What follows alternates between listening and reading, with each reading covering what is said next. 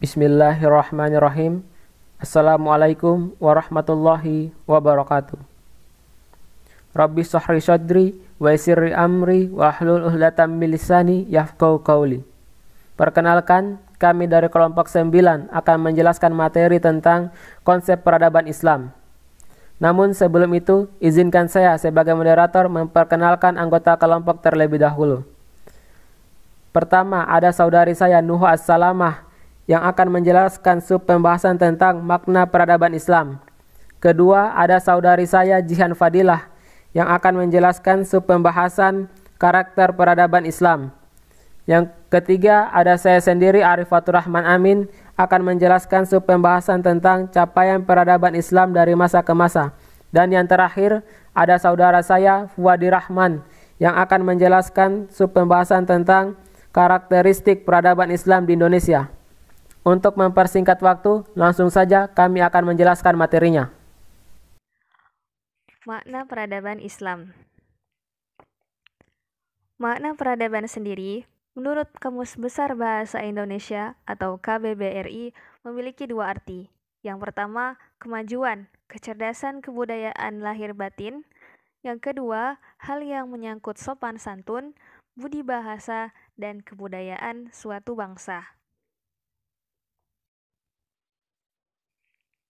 Sedangkan, istilah peradaban Islam disebut tamadun, yakni meluasnya kekuasaan politik dalam sejarah Islam yang selalu berdasarkan agama atau din dan pengembangan ilmu pengetahuan sehingga menjadi peradaban ilmu dan agama sekaligus. Dikutip dari perkataan Dr. Hamid Fahmi Zarkhashi. Jadi, peradaban Islam harus dihidupkan kembali dengan ilmu yang berdimensi adab yang berlandaskan juga Al-Quran dan Sunnah. Dari sejak zaman Nabi Muhammad SAW, kekhalifahan Umayyah, Abbasiyah, hingga Turki Utsmani membuktikan bahwa ketika Islam memasuki suatu wilayah, maka ilmu pengetahuan di situ akan berkembang pesat, sehingga mampu membawa kemakmuran dan kesejahteraan masyarakatnya. Ada sebuah ayat yang menjadi pacuan umat muslim agar senantiasa berkontribusi dalam kejayaan peradaban Islam ini, yang berbunyi, Bismillahirrahmanirrahim, Ya ayyuhalladzina amanu taqullah wal tanzur nafsum ma qaddamat lighad wattaqullah innallaha khabirum bima ta'malun. Wahai orang-orang yang beriman, bertakwalah kepada Allah, dan hendaklah setiap diri memperhatikan apa yang telah diperbuatnya untuk hari esok. Dan bertakwalah kepada Allah, sesungguhnya Allah Maha mengetahui apa yang kamu kerjakan. Quran Surat Al-Hasyr ayat 18. Karakter peradaban Islam yang pertama adalah universalitas Islam. Islam sangatlah bersifat inklusif, diperuntukkan untuk seluruh umat manusia. Universalitas Islam mempersifat pertumbuhan dan perkembangan peradaban ke berbagai belahan dunia dan berpengaruh dalam segi kehidupan umat manusia. Islam adalah negara universal, agama yang kokoh dan menyampaikan nilai-nilai kebenaran, kebaikan, dan persamaan antara seluruh manusia tanpa melihat warna kulit dan sejenisnya. Al-Quran telah menjadikan peradaban Islam sebagai simpul yang menghimpun semua kejeniusan bangsa-bangsa dan potensi umat yang bernaung di bawah janji-janji peradaban Islam. Setiap peradaban dapat membanggakan tokoh-tokoh jenius hanya dari putra-putra yang satu ras dan satu umat, tetapi peradaban Islam tidak demikian. Yang kedua adalah Tauhid. Peradaban Islam tegak atas dasar Tauhid secara mutlak kepada Allah. Peradaban Islam adalah peradaban pertama yang menyerukan bahwa Tuhan itu satu dan tidak mempunyai sekutu dalam kekuasaan dan kerajaannya atau asas wahdaniyah, ketunggalan. Adanya ketauhidan dalam peradaban Islam ikut serta memberikan sumbangsih dalam menyamaratakan manusia, memerdekakannya pada tirani dan menghadapkan pandangan hanya kepada Allah Subhanahu wa Ta'ala yang menciptakan alam semesta. Yang ketiga adalah adil dan moderat. Keadilan dan moderat atau wasatan merupakan karakteristik yang unggul dalam peradaban Islam, yakni moderat dan adil antara dua sudut yang saling bertentangan. Peradaban Islam menghimpun antara ruh dan jasad atau tuntutan ruh dan tuntutan jasad, mengumpulkan antara ilmu syariat dan ilmu hayat, seperti mementingkan dunia sebagaimana mementingkan akhirat. Maksudnya, keseimbangan antara dua hal yang saling bertentangan adalah upaya setiap pihak menghapus egoismenya, memberi haknya secara adil dan tidak berlebihan, juga tidak terlalu kurang, tidak zalim, tidak pula merugikan. Ini artinya keseimbangan tersebut memiliki tujuan untuk memenuhi harmonisasi antara fitrah kemanusiaan dan tujuan akal. Begitu juga memenuhi keselarasan universal dalam pemikiran manusia dan angan-angannya, keinginan dan niat tujuannya. Peradaban Islam juga memiliki sikap toleransi keagamaan yang mengagumkan, yang tidak pernah dikenal oleh peradaban yang lain yang juga berpijak pada agama. Yang keempat adalah sentuhan akhlak atau moral. Akhlak dalam peradaban Islam merupakan pagar yang membatasi sekaligus dasar yang menyebabkan kemajuan dan kejayaan Islam. Dasar nilai-nilai Islam dan akhlak masuk di setiap aturan kehidupan, berbagai macam perbedaan dan perkembangannya baik secara individu maupun masyarakat, politik maupun ekonomi. Peradaban Islam menjadikan tempat pertama bagi prinsip-prinsip moral atau akhlak dalam setiap sistem dan berbagai bidang kegiatannya. Peradaban Islam tidak pernah lepas dari prinsip-prinsip moral ini. Bahkan moral menjadi ciri khas peradaban Islam. Peradaban Islam sangat bertolak belakang dengan peradaban Barat saat ini yang gencar mengekspos seks bebas, hedonis, dekadensi moral, lesbianisme, dan homoseksual. Baik, saya Arif Fatur Rahman Amin akan menjelaskan capaian peradaban Islam dari masa ke masa. Masa yang pertama tentu saja adalah masa Nabi Muhammad SAW.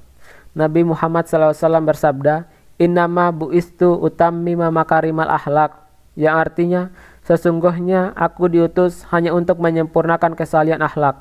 Hadis riwayat Baihaqi. Dari sini dapat kita simpulkan berarti peradaban Islam itu menitik beratkan bagaimana cara menyempurnakan akhlak.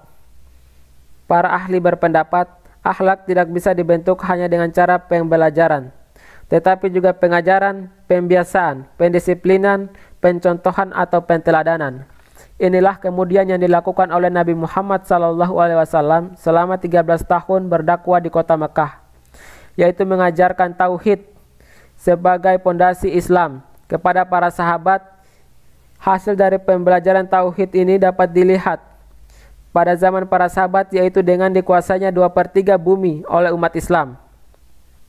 Setelah 13 tahun berdakwah di Mekah, Nabi Muhammad SAW memutuskan untuk hijrah. Momentum hijrah inilah yang dijadikan oleh para sahabat sebagai penetapan kalender Islam. Hijrah bukan semata-mata perpindahan fisik untuk kehidupan yang lebih baik, melainkan harapan dan aktualisasi keimanan untuk penegakan dakwah Islam dengan landasan hikmah, pembelajaran yang baik, dan perdebatan yang bermartabat, sesuai dengan Quran Surat An-Nahl ayat 125. Rasulullah melakukan hijrah ke Madinah Al-Munawwarah. Madinah Al-Munawwarah atau peradaban yang bercahaya dapat berarti juga masyarakat yang berkumpul untuk urusan Allah. Nabi Muhammad SAW mengubah peradaban Madinah dengan sangat cepat, tidak membutuhkan waktu lama, dengan capaian membentuk umat terbaik dan membentuk negara Islam.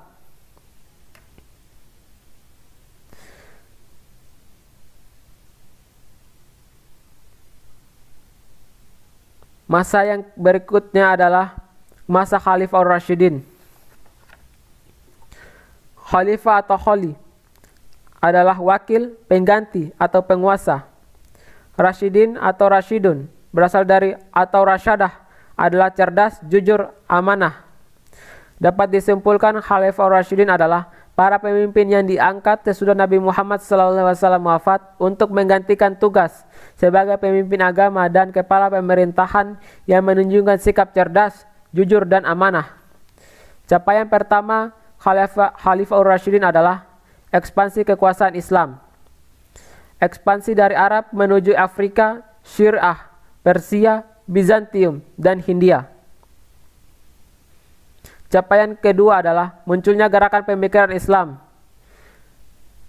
Contohnya menjaga keutuhan Al-Quran dan mengumpulkan dalam bentuk mushaf. Contoh berikutnya adalah mencari serta mengajarkan ilmu pengetahuan. Capaian ketiga Khalifah Ar-Rasyidin adalah membentuk lembaga pemerintahan seperti lembaga negara, lembaga tata usaha negara, lembaga keuangan, dan kehakiman negara. Masa selanjutnya adalah masa dinasti Bani Umayyah. Dinasti ialah sebutan bagi bangsawan tertentu yang berkuasa di suatu tempat. Bani adalah sebutan keluarga dari seseorang tokoh terkenal. Dan Umayyah ialah nama seorang tokoh dari suku Quraisy yang berkuasa di Mekah. Capaian dinasti Bani Umayyah yang pertama dari aspek politik adalah ekspansi, yaitu menguasai Spanyol, Afrika Utara, Syria, Palestina, Jazirah Arabia, Irak, sebagian Asia Kecil, Persia, Afghanistan, daerah yang sekarang disebut Pakistan, Turkmenia, Uzbek, dan Kirgiz di Asia Tengah. Capaian kedua dari aspek politik adalah menertibkan angkatan bersenjata dan mencetak mata uang. Capaian ketiga dari aspek politik adalah memberlakukan bahasa Arab sebagai bahasa resmi administrasi pemerintahan Islam. Capaian yang kedua adalah aspek ilmu pengetahuan, seni, dan budaya. Kota Mekah dan Madinah menjadi tempat perkembangan musik, lagu, dan puisi. Sementara di Irak, Basrah, dan Kufah berkembang menjadi pusat aktivitas intelektual di dunia Islam. Sedangkan di Marbat, kota satelit di Damaskus, berkumpul para pujangga, filsuf, ulama, dan cendekiawan lainnya. Beberapa ilmu yang berkembang pesat seperti ilmu qiraat, tafsir, hadis, fikih, nahwa, geografi, dan usaha penerjemah.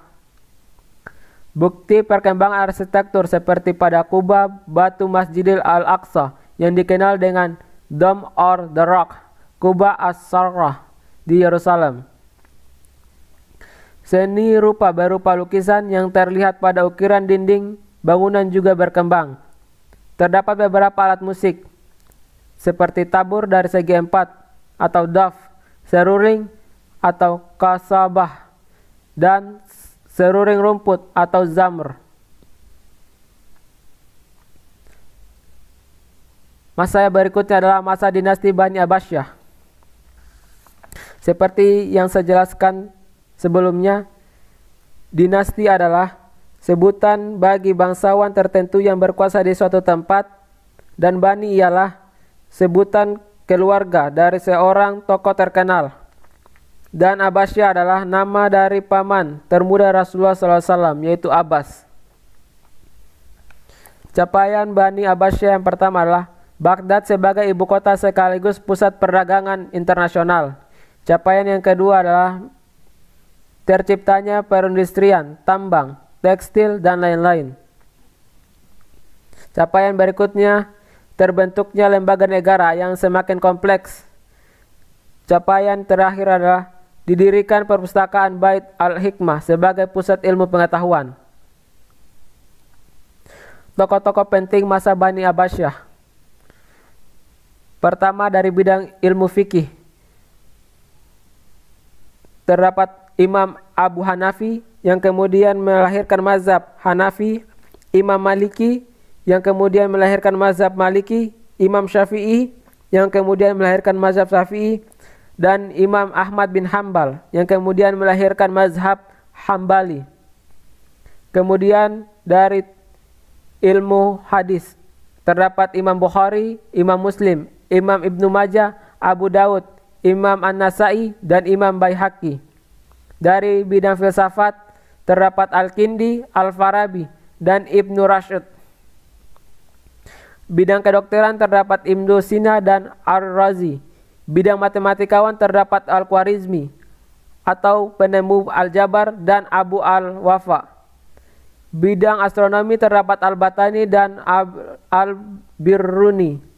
Dan bidang yang terakhir, bidang tasawuf, terdapat Al-Ghazali. Masa berikutnya adalah masa Daulah Utsmani.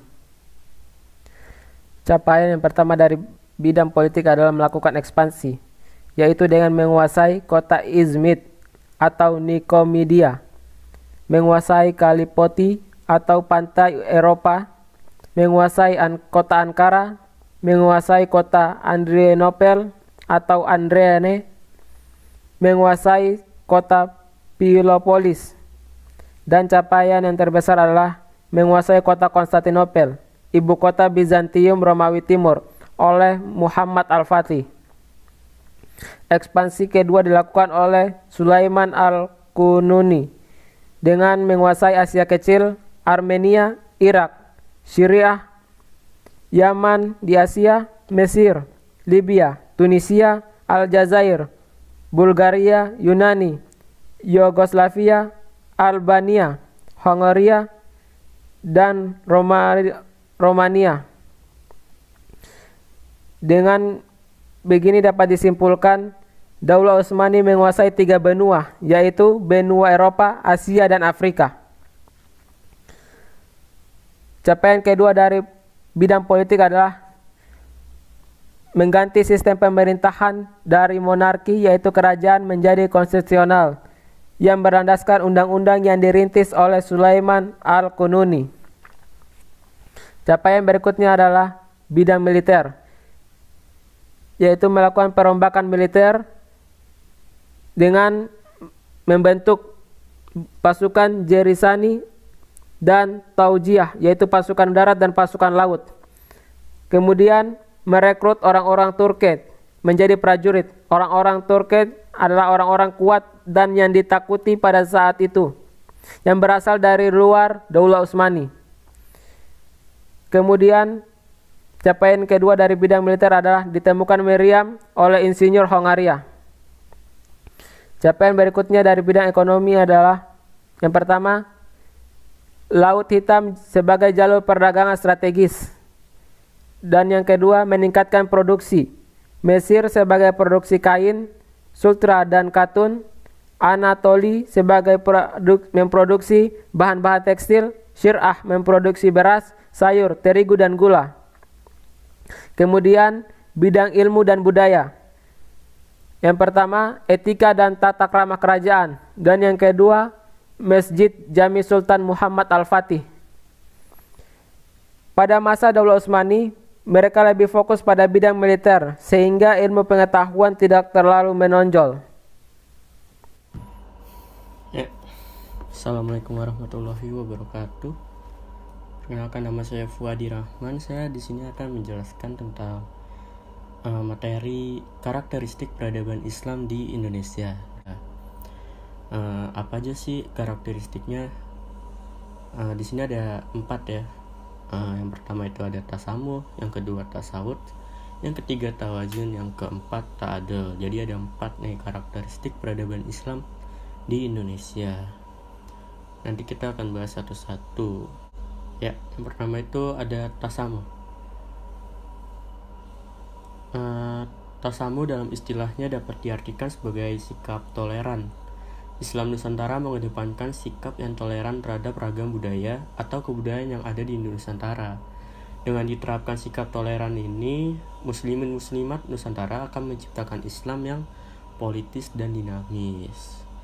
Jadi Islam itu sangat toleran nih dengan budaya lokal. Seperti pada dulu Wali Songo itu menyebarkan agama Islam dengan pendekatan budaya seperti wayang. Dan ini bangunan-bangunan masjidnya juga ada unsur-unsur Hindunya. Wayang juga dari Hinduan. Karena Wali Songo tahu orang Indonesia tuh suka didongengin, jadi pendekatannya dengan wayang inilah. Jadi itu. Nah, yang kedua ada tasawuf atau moderat. Nah, tasawuf yaitu merupakan sikap seseorang yang moderat atau berada di tengah-tengah, tidak terlalu bebas, juga tidak keras dalam berprinsip, sehingga sikap ini yang mudah diterima oleh seluruh lapisan yang ada pada masyarakat. Maksudnya tuh hal tersebut tidak terlalu ekstrim gitu. Jika kita hidup di dalam lapisan masyarakat, kita dapat hidup di tengah-tengah tanpa membandingkan dan juga memiliki sikap toleran. Tidak mudah mengkafirkan orang lain jika terjadi ketidaksamaan dalam berpendapat, serta bisa memposisikan diri di tengah masyarakat. Nah, itu contohnya kayak gini nih. Jadi bisa pencamra, bisa bergotong royong gitu, walaupun berbeda-beda. Nah, yang ketiga ada sikap tawazun nih karakteristiknya. Apa sih itu tawazun? Jadi, tawazun itu adalah sikap yang dapat menyeimbangkan diri seseorang pada saat memilih sesuatu sesuai kebutuhan, tanpa condong atau berat sebelah terhadap suatu hal tersebut. Allah itu menciptakan manusia dalam keadaan fitrah, yakni sudah memiliki tauhid sejak lahir. Namun, ketauhidan itu yang dimiliki tersebut juga tergantung pada keluarga yang mengasuh manusia itu sejak lahir. Nah, ada 3 potensi nih ya. Dalam sikap tawazun ini ada al-jasad, ar-ruh, dan akal. Jasad itu apa? Maksudnya jasad itu raga, merupakan suatu amanah dari Allah kepada manusia untuk dijaga dan dirawat sebaik mungkin.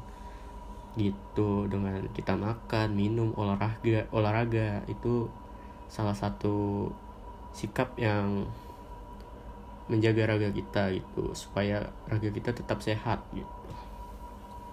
Yang kedua ada aruh atau rohani. Rohani atau yang biasa kita kenal dengan jiwa juga merupakan suatu amanah nih dari Allah yang harus kita jaga, yakni dengan cara zikrullah atau mengingat Allah. Dengan mengingat Allah, maka hati atau ruh manusia akan merasa tenang dan memiliki suatu semangat untuk melanjutkan perjalanan hidup gitu. Nah, yang ketiga ada akal. Nah, ini nih, akal merupakan suatu keistimewaan yang dimiliki manusia yang diberi oleh Allah Subhanahu wa taala. Akal adalah sesuatu yang membedakan nih manusia daripada makhluk Allah lainnya gitu. Nah, yang terakhir itu ada ta'adul. Apa sih itu ta'adul? Ta'adul merupakan sikap adil atau menempatkan sesuatu pada tempatnya terhadap sesuatu yang universal tanpa ada rasa pamrih maupun mengharap imbalan.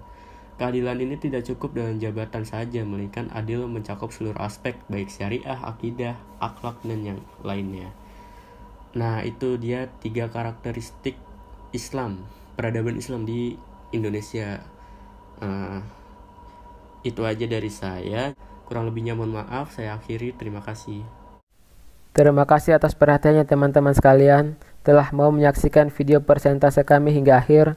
Sebelum saya tutup dan dilanjutkan dengan sesi tanya jawab, seorang penuntut ilmu sejati pernah berkata, "Jika kau tak sanggup menahan lelahnya belajar, maka kau harus sanggup menahan perihnya kebodohan." Imam Syafi'i. Allahumma fiqh ila aqwamit thoriq. Wassalamualaikum warahmatullahi wabarakatuh.